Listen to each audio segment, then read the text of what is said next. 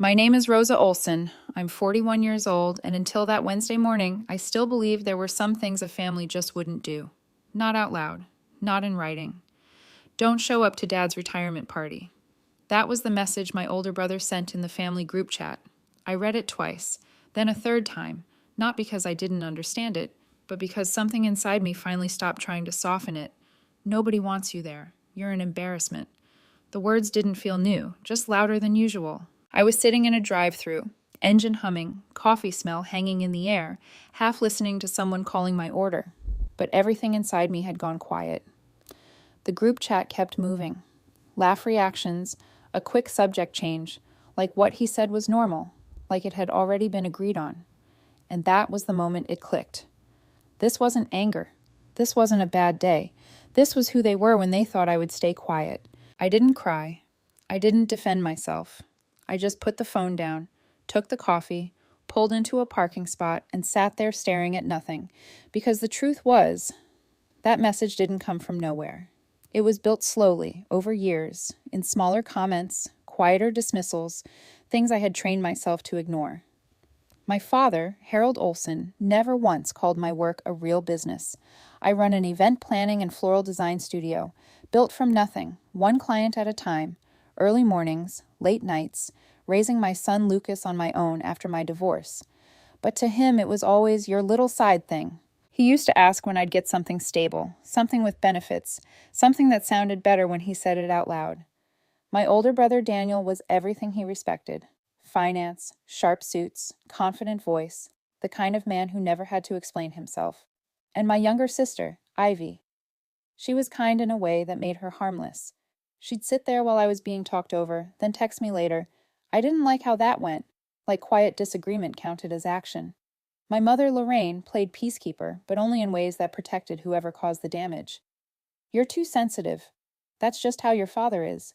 Be the bigger person," which always meant, be smaller, be quieter, take it. 14 months ago, my father offered me what he called an opportunity. A corporate hospitality group needed an in-house coordinator. He framed it like he was helping me level up.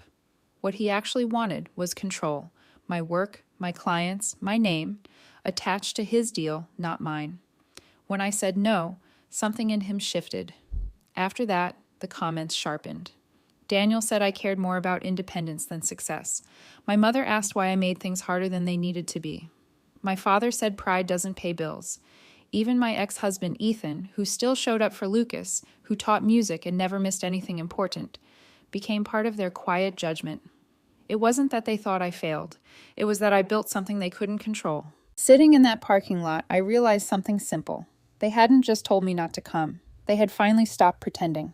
I picked up my phone and typed one question. "Did you really choose a side over your own sister?" No answer. Of course not.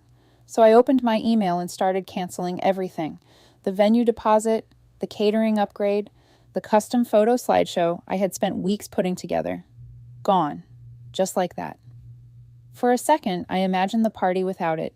The awkward pauses, the missing pieces, the quiet confusion. And for the first time that day, something inside me didn't break. It moved forward. When I got home, my neighbor and closest friend, Marissa, was sitting on her steps. She looked at my face and didn't ask questions. I handed her my phone. She read the message once, gave it back, and said quietly, "How long have you been waiting for permission to be done?" I didn't answer, but the question stayed with me long after she went inside. That night, after Lucas fell asleep, I opened my laptop. Not to replay the message, not to defend myself, but to call someone who had been telling me for years that my business deserved more than a survival. "I'm ready," I said. Not for a small fix, for a complete rebuild. By the time I closed my laptop hours later, something had shifted in a way I couldn't undo. My family thought they had pushed me out, like I would come back smaller, quieter, easier to manage. What they didn't understand was that they hadn't taken anything from me. They had removed the last reason I had to stay, and for the first time in years, I wasn't looking back. The next morning I woke up before my alarm, not with that familiar weight in my chest, not already bracing for something I couldn't name. Just quiet. Real quiet. Lucas was still asleep, the house still, sunlight barely touching the edge of the kitchen counter. For a second, I stood there holding my coffee and realized something that almost felt unfamiliar. I wasn't waiting for a message. Not from my brother, not from my mother, not from anyone. That silence used to mean tension. Now it felt like space. I didn't check the family group chat. I didn't need to. Instead, I opened the draft my friend had sent over the night before, the new layout for my website. Clean lines, real photos. My work finally looked the way it felt when I created it. Intentional, detailed, mine. We spent the next few days moving fast. A photographer came in. We staged a full event setup just for content. I recorded short walkthrough videos, talking through floral choices, table design, lighting, things I used to explain only when someone asked, now said with quiet confidence. Something changed the moment I stopped trying to make my work sound acceptable to people who had already decided it wasn't. Within a week, messages started coming in, real inquiries, not just checking prices, not "we're still deciding," but people ready to book. A wedding client sent a video testimonial that made 3 more clients reach out within days. Then came the email I read twice just to be sure. A corporate HR director had found my page and wanted me to design their fall kickoff event. Biggest contract I had ever seen. I accepted it without hesitation, not because I needed to prove anything anymore, but because I could. Online, I kept everything else simple. Photos of Lucas at soccer practice, dirt on his knees, smiling like the world was exactly as it should be. Sunday breakfasts, a messy kitchen, nothing dramatic. Just a life that didn't revolve around being seen the way my family wanted. And somehow, that seemed to bother them more than any argument ever had. Daniel messaged first. "Good to see you're doing okay. Mom's been upset. This has gone on long enough." No apology, no acknowledgement, just that same tone like I was the disruption, like I had broken something that belonged to them. I left it unread. 2 days later, my mother texted, "Whatever happened, I'm still your mother." I stared at it for a moment, feeling that old pull, the one that said titles should mean something no matter what happens inside them. But that was the problem. In our family, being a mother, a father, a brother, that was supposed to cancel out everything they did. I didn't reply to her either. The retirement party came and went. I didn't hear about it directly. I never would have. But information has a way of finding you, especially when something doesn't go the way it was supposed to. A week later, my cousin texted me. Said the night felt off. People kept asking where I was. Someone mentioned I had been helping with the planning. Then someone else asked about the slideshow, the upgraded catering. Details my father had apparently promised without understanding what they required. That was when things started to unravel. My mother kept smiling, redirecting conversations, trying to fill gaps that couldn't be covered with politeness. My father got quieter as the night went on. Daniel snapped at a server over something small. Nobody could settle into the celebration. It wasn't loud, it wasn't dramatic. It was worse than that. It was a room full of people, slowly realizing something didn't add up. Why would they push out the one person who actually made it work? A week after that, Ivy reached out, asked if we could meet, just the 2 of us. We met at a diner far enough away that neither of us would run into anyone we knew. She was already there, hands wrapped around a coffee cup, like she needed something steady to hold on to. When she saw me, she almost stood to hug me, then stopped halfway, like she didn't know if she was allowed. I sat across from her and waited. I wasn't going to help her find the words anymore. She looked at me for a long second, then exhaled. "You were right," she said quietly. "About everything." I didn't respond. I let the silence stay where it was. She told me about the party, how tense it felt, how nothing landed the way it was supposed to, how Dad kept glancing at the door like he expected me to walk in and fix it, the way I always had. And then she said the thing that changed everything. He was the one who sent that message. I didn't move. Nobody agreed to it. There wasn't even a conversation, she continued, voice shaking slightly. He just decided. Said if you weren't going to fall in line, you shouldn't be there. Something inside me settled. Not heavy, not painful, just clear. The whole family doesn't want you there. That's what he wrote. Not because it was true, because it sounded stronger that way. Because it made his decision feel final. Ivy kept talking, words spilling faster now, like once she started, she couldn't stop. She said she was scared, of him, of Daniel, of becoming the next target. Then she looked at me, eyes glassy, and said, "But I also thought you'd come back. You always do." That one landed, because she was right. I had trained them to believe I would. She wiped her eyes, took a breath, and said the sentence that stayed with me long after I left that diner. They only need you when you're useful, and they only like you when you're quiet. I looked out the window for a moment, watching cars pass, sunlight hitting the glass just right, and realized how simple it really was. That had been my role. Show up, smooth things over, make everything look better than it was. And the moment I stopped doing that, I became disposable. Ivy apologized for everything, for every time she stayed silent, for every message she sent me privately instead of speaking when it mattered. I believed she meant it, but belief and trust aren't the same thing. I reached across the table, placed my hand over hers for a second, then pulled it back. I was never the problem, I said calmly. I was the reason it held together as long as it did. She nodded, tears slipping down quietly. I know that now. I left the diner feeling lighter than I had in years. Not happy, not relieved, just clear. The doubt I had been carrying, the question of whether I was overreacting, whether I should try again, whether walking away made me the villain they always painted me to be, was gone. That night, I stood in the doorway of Lucas's room, watching him sleep, one arm thrown over his pillow, completely at peace. And for the first time, I understood something I hadn't been able to name before. Staying would teach him this was normal. Leaving would show him it wasn't. I went back to my room, opened my laptop, and searched for something I hadn't seriously considered until that moment. A different city. A different life. And for the first time, it didn't feel like running. It felt like choosing. We left on a Tuesday before sunrise. No dramatic goodbye, no last look at the house, no message sent to announce it. Just boxes stacked neatly, the echo of an empty living room, and Lucas bouncing on his toes like it was an adventure instead of a departure. He had drawn a rocket ship on one of the boxes the night before and written, "Going fast," in big, uneven letters.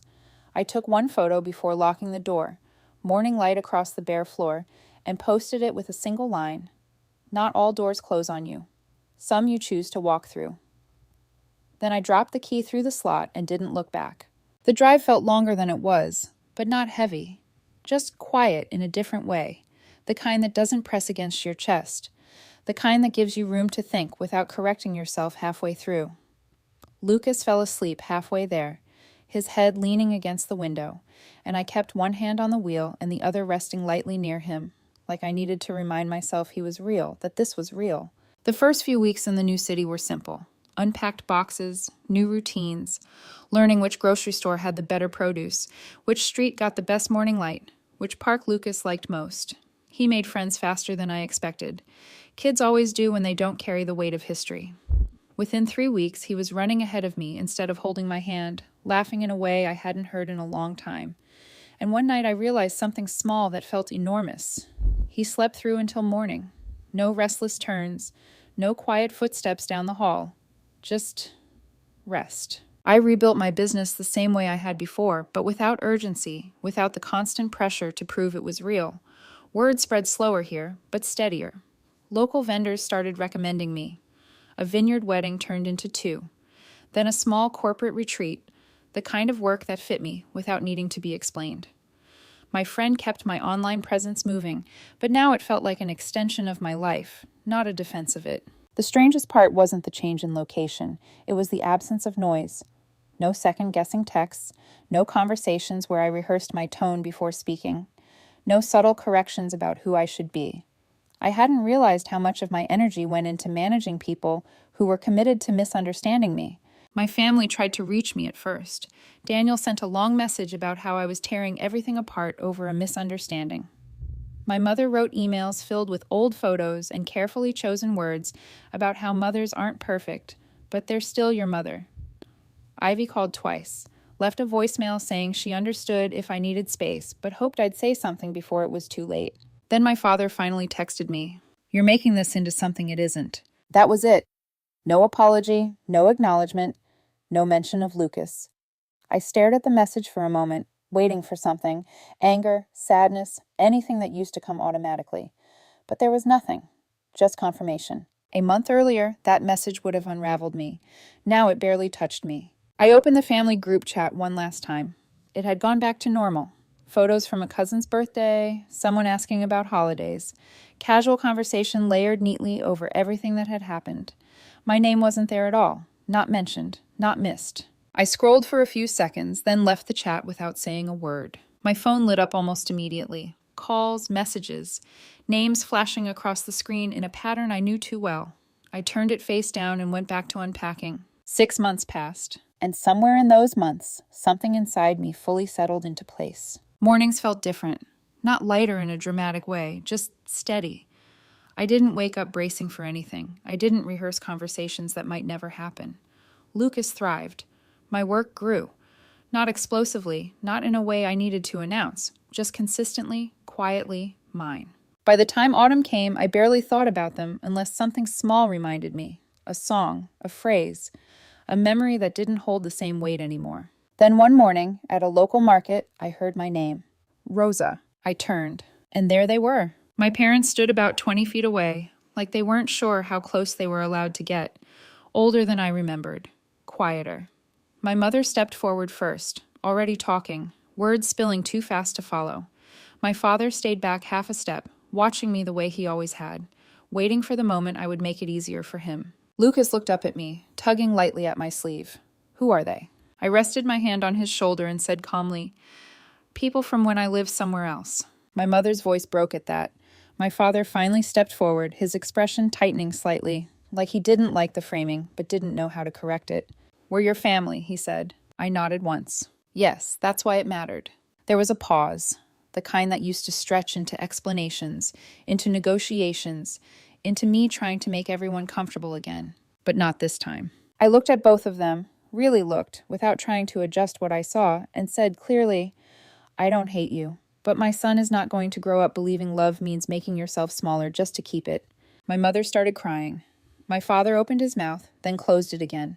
No argument came, no correction, just silence. For a second I saw it, the version of me they were waiting for, the one who would step in, soften it, make it easier to accept. She didn't show up. I took Lucas's hand, turned, and walked away. Neither of them followed. And that was the moment I understood something I hadn't been able to fully name before.